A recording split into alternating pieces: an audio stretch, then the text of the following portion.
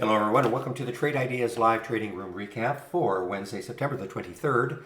My name is Barry Anderson, moderator of your trading room. Any questions you may have for me, you can use this email address. The link to the free room, 100% free. You do not have to be a member of Trade Ideas to be in our free room. The room is open Monday to Friday between 9 a.m. and 3 p.m. Eastern Time. I share my screen and I'm live on the mic. In the email you're getting, you will see a link to my home page. If you click on that link, you'll see a subscription promo code. You'll also see some other links, educational links, webinar links, etc. What a day! My goodness, my goodness. So I know a lot of people I'm going to show you the SPI chart in a bit, but first of all, do want to have a word about the AI. The AI had a really nice day today. The only unfortunate thing for me is Interactive Brokers did not have shorts for ACB, so I could not short this one. But LAC for sure, I was able to short that one. But let me just show you. In fact, let me show you ACB to begin with. And I get this question a lot. Do you ever take a trade through earnings? And my answer is never, never, never, never. So let's take a look at the daily chart for ACB. So this was ACB yesterday. See that nice big green candle? And they were going to release earnings after the market closed. Here's the 15-minute chart. You can't quite see it, but that mauve area right there, there is the reaction to when they released earnings. And so this morning, there it is still down, and it just kept going down, down, down. And so when people ask me, well, why don't I hold through earnings? I've heard that good things are going to happen. Well, look, I'm not saying, you could look at Nike. Yes, Nike did go up on their earnings report, but I just don't like to gamble. And I really was looking at this very skeptically anyway yesterday. But anyway, that's my 2 cents on this one. The only problem is I wasn't able to short it because there were no shorts available at Interactive Brokers. No shorts in that they weren't readily available. They would have had to do a locate for me. By that time, I don't think I would have been interested. Now, I do want to talk about the LAC short that I did take though, because there was the short right there, okay, on that candle. Now, I've said many times, I don't really like, and this was at 9:35. I don't really like the early AI alerts. So look what happened. It broke down, and then it came right back up, okay, over the alert price. And I basically waited for the second break of the whole number before I got in. I got into the trade right here. I am not one that thinks you have to take the AI alert right at the penny, and I also don't like to the first if the alerts are in the first 5 minutes. I like to see them maybe settle down a little bit, try to see if there is the true direction. And listen, obviously I run the risk of this one. It could have just kept collapsing. I get that. But I've just found that, especially in the first 15 minutes of the day, things are just a little too whippy, and I typically like to see things settle down just a little bit. Anyway, I ended up taking this trade right here. There's a short 797. I covered in a couple of areas, basically for an average of about 740. So just a great percentage move down. From 797 down to 740. Just a great percentage move, and very happy with that short.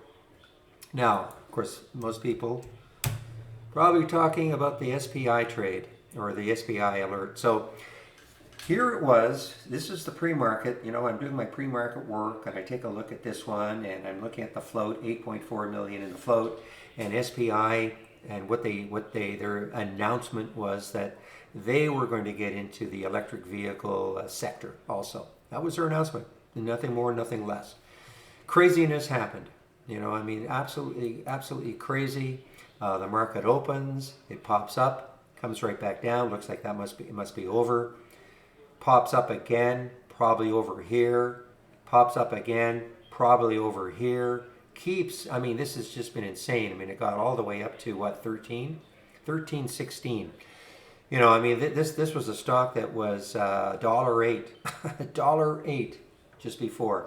It is traded 253 million shares. To put that in some kind of context, the float of this stock Let me just show you my single stock window. The float of this stock is 8.4 million. So if you're not familiar with what I'm talking about, that is in essence the number of shares available for trading. All right, so the lower that number, the better if there's some kind of a catalyst, which, whatever, the traders thought that was a good enough catalyst to do this. And so the lower that number, the better. Look how many shares it's traded, 53 million. As right now, that's at 1:11 Eastern time. 31 times the float. Absolutely insane. This will keep trading, of course. Who knows, this might end up at 300, 400 million. We don't know. So just an amazing alert. I'm trying to figure out where the first alert for it. Let me just show you where it was. I minimized that window. It was at $4. I'm almost 100% sure it was at $4. Just give me a second. What's it called? It's called Basic. Just give me a moment here.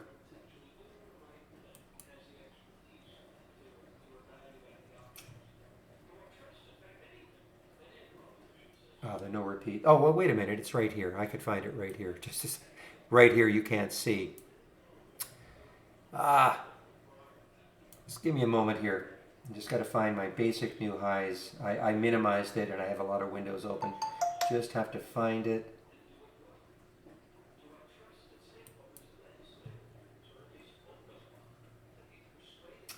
Well, I can't find it. Okay, but you'll have to trust me on this. It absolutely, the alert was at $4, okay? And you might have thought even then, at $4, yeah, the alert was at $4, and you would have thought, wow, is that too late? It was right there. It probably had to take out, yeah, there's the opening candle, and it hit $4, so that's why the alert happened right there at $4. Unbelievable. Anyway, want to get back into the room. This has just been we've had so many plays today. I can't keep track of them. Real is just pumping them out like mad. Even my swing.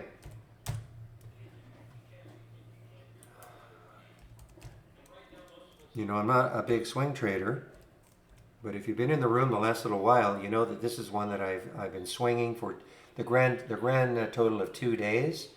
Let's see if I can bring this up to show you where I got it.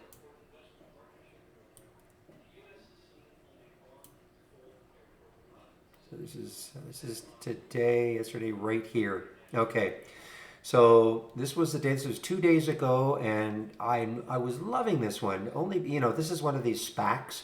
They're doing a merger. I kind of thought that the company they're merging with, I can't even remember it anymore, but I think it's in the EV sector, also electric vehicle sector. I think that I kind of liked what I read, and I'll show you the daily chart. You can see this is the day they made the announcement. So this is 1, 2, 3, 4, 5. This is 6 days ago they made the announcement with the merger. Okay, so I was wanting to follow it, and so I watched this move up and I said, you know what? I got to take this trade, but I wanted to take it on a pullback, and it kept pulling back and back and back. I thought, oh, this is going to go all the way back down here. Bottom line is, when it stopped and it got over 15, I ended up taking this trade right here. This is just before the market closed on, what do we know? I guess that's Monday. And did this. I took some out at 16.50, and I took some out this morning at 17.40. Okay, and that's from 15.20 a couple of days ago. That's about as long as I'm probably going to hold swing trade. I still have some left. I'm hoping for a lot more, but it's hard for me not to take $2, the percentage gain in less than 2 days almost. Hard for me not to take it out. So some of it out. I do have some left, but we'll see what happens going forward. Anyway, I definitely want to get back into the room. Lots of exciting things happening. So I'm going to close down the chart.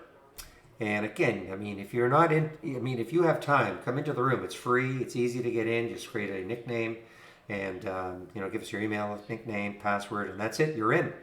And I'll open the room tomorrow at 9 o'clock Eastern time. I hope to see you there. Bye-bye.